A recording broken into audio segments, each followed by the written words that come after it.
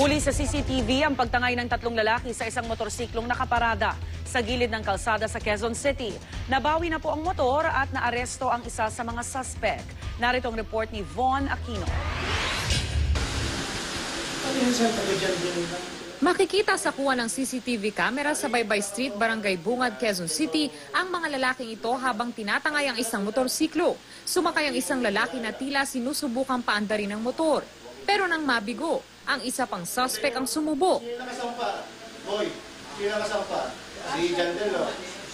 Nang hindi nila mapaandar ang makina, itinulak na lang ng mga suspect papalayo sa lugar ang motor habang sakay ang dalawa sa kanila. Ayon sa pulisya, hiniram ni Elioferd Aguinaldo sa kapatid ni Pearl Bosque ang motor.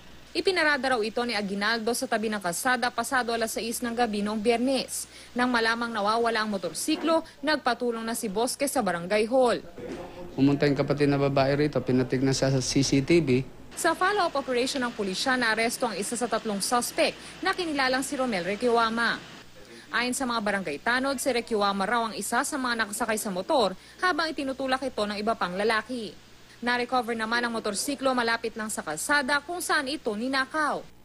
Yung tao ko naman po, inassist po yung yung mga pulis na galing ng police station Tumbasambong nakita nila yung motor doon. Okay, yung motor nakita, kinuha ngayon ng police station. Ng police pala, nakuha nila, wala na yung unahang gulong nung motor.